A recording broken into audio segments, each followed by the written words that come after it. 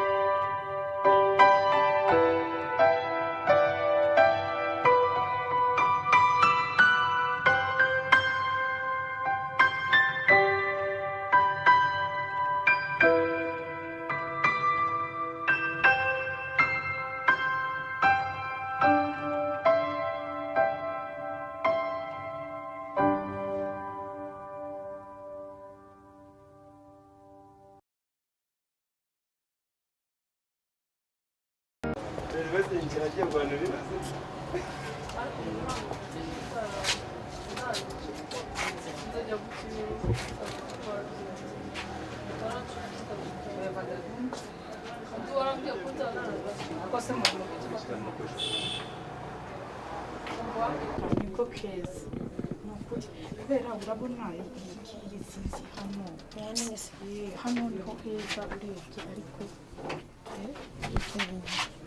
hano inyuma hasava ariko hano ndabona sinzi ahubwo akeza nshaka kubumva twahitamo akangaka sibyo iyo ngiye ndabona ari kinini ahangaha iyi ngiyi muyigabanyije hano gutya ikamwegera byaba byiza kugira ngo ashoboye gushingura ntizamuke bikamwegera n'ubundi twe twabonyemo ako kagufa gatoya cyane turabikora bideze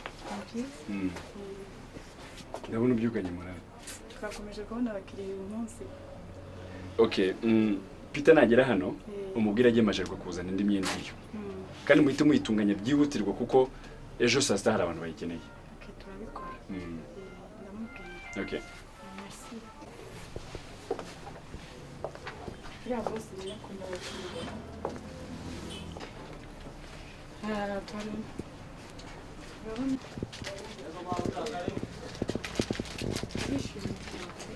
Ya boss rwose yabonye abakiriya hano yamushimisha. Nice to meet you. Nice to meet you too. So, ntabwo nzi ibintu wavuze nyine nagabanya kuri iyi kanzu yanjye.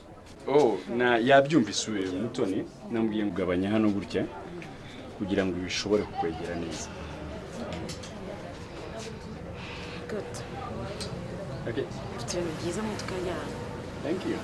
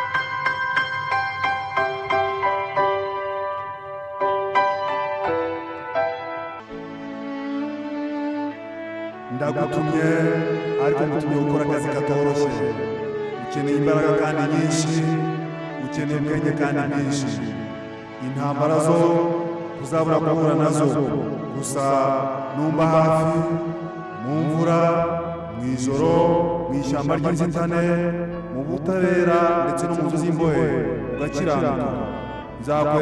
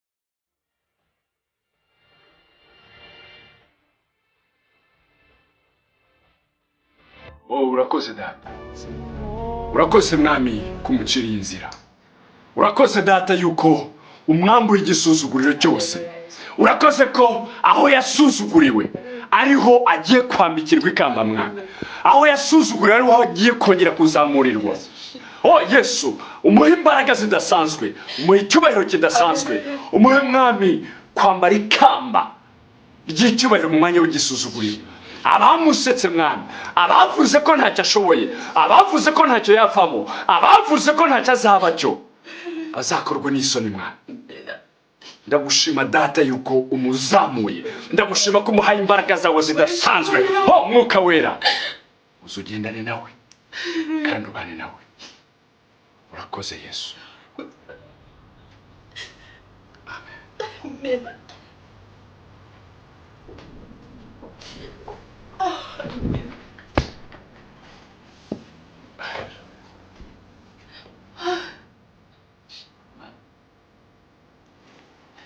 Mushiki wanjye, ijambo ry'Imana riravuga ngo mwese abarushye n'abaremerewe muyisange irabaruhura. Ibibazo byawe byose yamaze kubihindura ibisubizo. Ibyari inzitizi bigiye kuba umuyoboro, bigiye kuba inzira. Ntabwo uzongera gukorwa n'isoni ukundi. Uyegere nayo izakomeza kukwegera.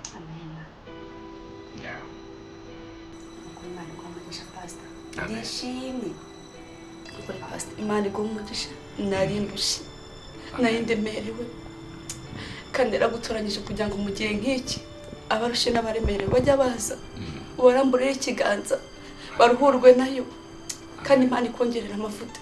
Amen. Kandi Imana nibikora nanjye nzakara imbere yayo nta kizenga nta n'ikimwaro ufite yo guhamya ibyo yankoreye. Nzabikora nzayigurisha imbere y'Imana. Imana igumugisha. Amen. Nawe kandi. Amen. Nawe ujyane n'Imana. Namwe musigane n'Imana. Ciao.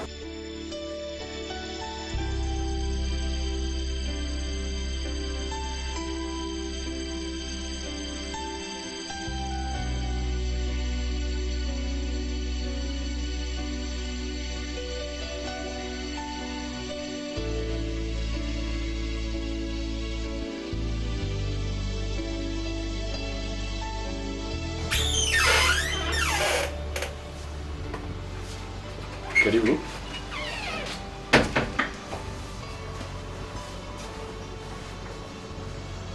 Karibu.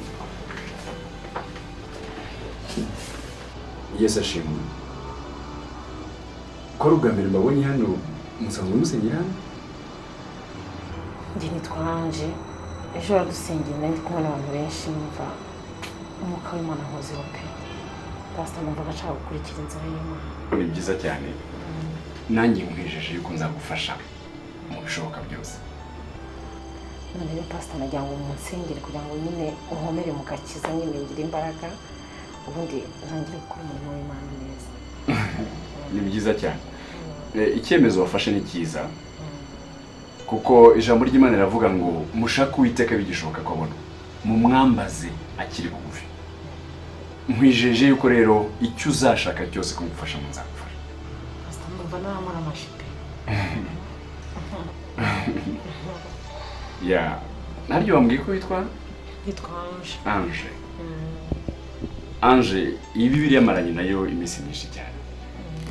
Twabanye nayo mu bihe bitandukanye. Nayikundaga. Ariko numva nayikugabira.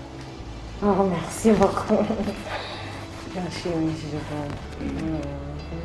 Ijambo ry'Imana riravuga cyane cyane muri iyo sura igice cya 8 ngo biri muri iki gitabo cy'amategeko ngo ntukarure kubihamisha akanwa kawe ahubwo uzajya ubitekerezaho ku manywa na nijoro.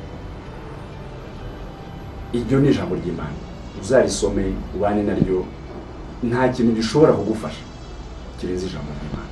Kuko Bibiliya iravuga ngo ijambo ry'Imana ni inkota y'ubugi impande zose icyayi. Uvuga ngo nta kintu gishobora gukora ku buzima bwawe uretse ijambo ry'Imana. Utitaye kuri biriya wabayemo, utitaye ku byo wagendeyemo, utitaye ibihe bitandukanye wagiye ucamo, ni ijambo ry'Imana rishobora kugira. Amen. Ikindi ndumva naguha business card yanjye. Igihe cyose wakwifuza ko nagufasha uzampamagare nta kibazo. Pastor rero kambareke Imana ibaho umugisha kugira ngo mbareke musigare mu kazi. Ya. Yesu akurinde.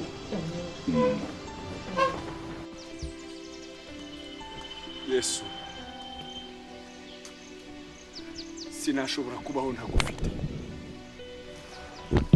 kuko mbeshwaho n'ubuntu n'urukundo byawe. Kandi mwami nta cyadutandukanya Pawulo arandika aravuga ngo ese niki cyadutandukanya n'urukundo rwa Kristo? Ni ubukene, ni imvura, ni ugutukwa, ni ugusonza. Uko byose dushobozwa nawe uduha imbaraga. Iwowe Yesu. Ai Yesu. Ni wowe utanga amahoro Yesu. Ni wowe utanga amahoro Papa.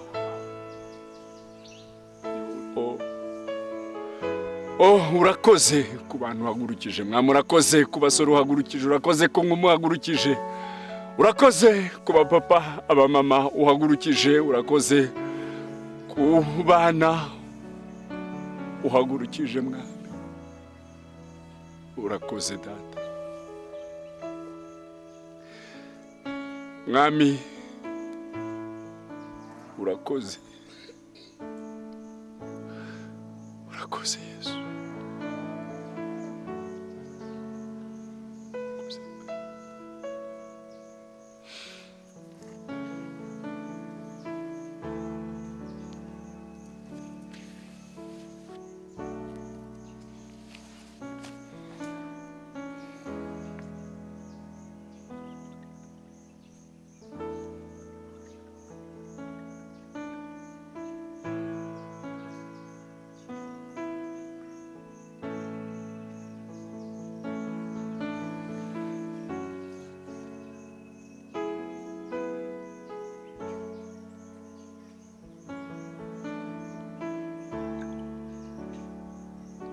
Hello?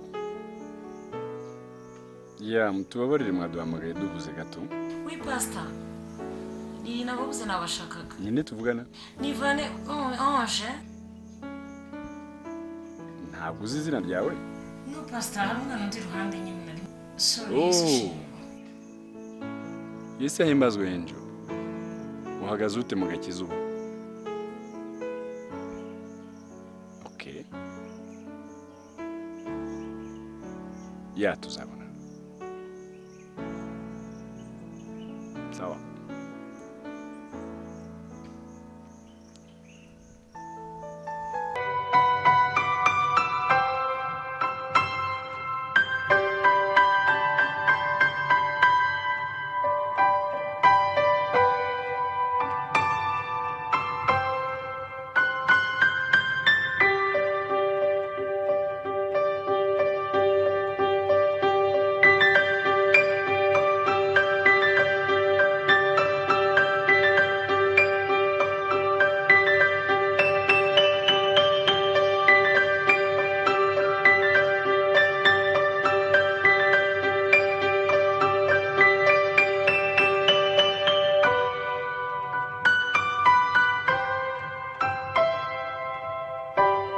nyine bisanzwe ariko kuva cyagiye nyine nahise ntangira amasengesho y'iminsi 3 ni kuva ku cyumweru ndakeka ko ndibirangiza uyu munsi ku mugoroba.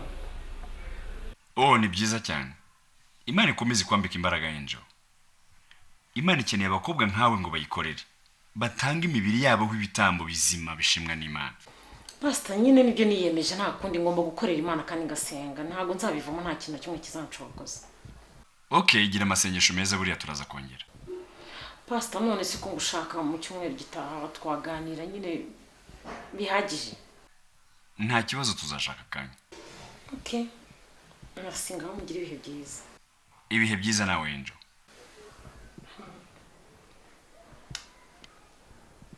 Peka wowe Vani, ugatinyuka ukitira izina ryanjye mu bintu nk'ibyo ngibyo by'ibinyoma koko. Ikibazo kiri hese nawe uzakoresha iryanjye? Nese ubundi nkubaza ikintu kimwe, kuva ryari utangiye kuvugana n'abapasiteri, ahubwo se wakijijwe ryari ngo mbimenye nabyo? Shanje byihorera. Ubu nyine ndi mu rukundo ariko rwandiri serious. Agira inkuru. Nakunze umupasiteri, nabizi ko bidashobotse, no rukundo rudafite icyerekezo. Ariko nakundi ko nabigenza. Nimara kugera ku cyo nashatse, nzamubwiza ukuri. Usugura umviye imikino ifatika koko, ugatinyuka ugakora ibintu by'ibinyoma nk'ibyo ngibyo. Akwagireka. Ubu nabaye umurokore nyine viereje sa consequence mu rusengero. Nta muntu usibyanjye n'umwe. ngomba gukizwa nkabatizwa bose nkabemeza. Urabona umuntu yakuraho umugabo ari gushyira mu gaciro. Urabona Patrick yakwiteza, urabona Fred yakwiteza, urabona Norbert yakwiteza. Icyo cyo rwose ukibagirwe mu buzima. Aba bagabo baratumenyereye, twasangiye nabo inzoga, nta muntu wagushyira mu rugo kandi wibuke ko batarara abagore. Nta handi hantu rero hasigaye ukuretse mu rusengero. Kwisigaye uri shitani. Shitani komeza urare, nta handi hantu hari ubukoretse mu rusengero. Njyewe narakandagiye umugabo mu minsi mike cyane. Umwaka urahagije ngo mbe mubonye. Cyangwa natumwe cyane. ubu ndaje.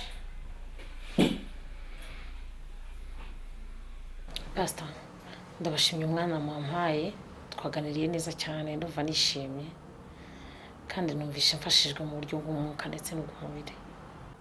Nizo nshingano z'abashumba zo gufasha abantu b'Imana.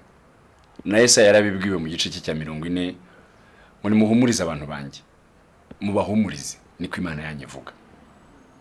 Urumva ko ari inshingano zacu. Ariko iby'umubiri nabyo byagenze gute? Pastor, ni ibintu birebire gusa kera nyiri umwana muto hari umusore wigeze kumpemukira birambabaza cyane ku buryo numvaga nta muntu w'umusore cyangwa w'umugabo wagira ikintu ambwira icyo ari cyo cyose. Ariko nashaka kuvuga ko wangishije kubabarira. Waba warafashwe ku ngufu? Oya Pastor, ntabwo aribyo nashaka kuvuga. Gusa yarampemukiye bisanzwe. Pastor, rero ndashaka kugenda, afite abashyitsi mu rugo. Buretse dukomeze. Pastor, ihangane ngende, hari utuntu numva ntaye muri church, reka manze burebe. Anje buretse gato.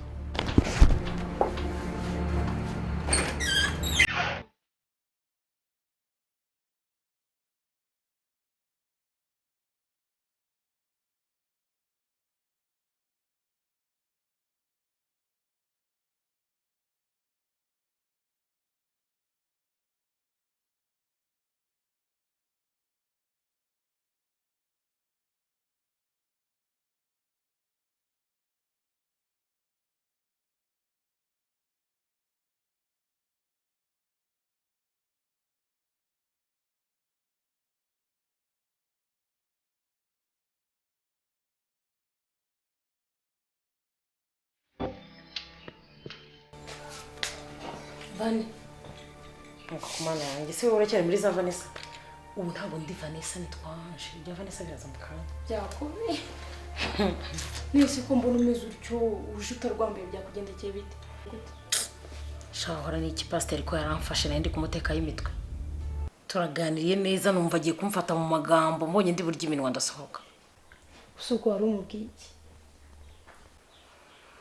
Shanyine twaganiraga mubwira ukuntu natereye abahungu bose icyizere, ari umuntu wari umaze kunsubiza mu cyizere.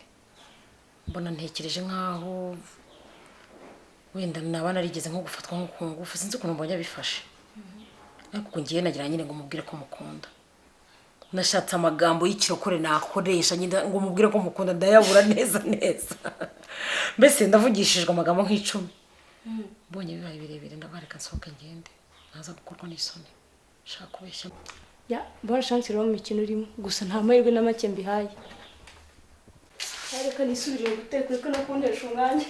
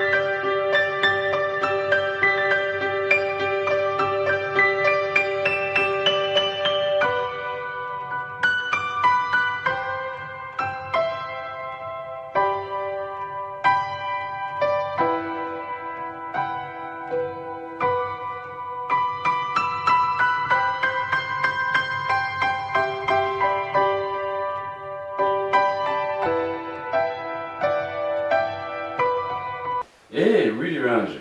Yes, ashimwe.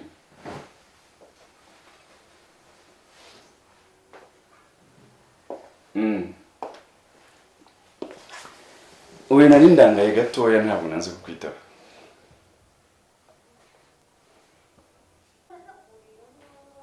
Gufuha kubera iki? Urafuhira pasiteri wawe? Pasiteri ni umuntu nk'abandi nasa. Okay, tunagira ngo basuhuze mbifurize umugoroba mwiza. Umugoroba ni mwiza nawe yanje. Urakoze.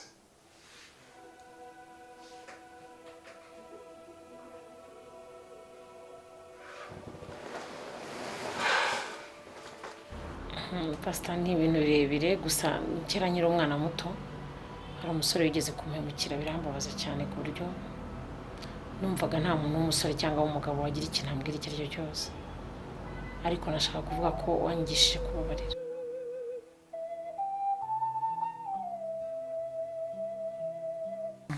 Pasiteri ni umuntu nk'abandi nasa. Okay, tunagira ngo basuhuze mbifurize umugoroba mwiza.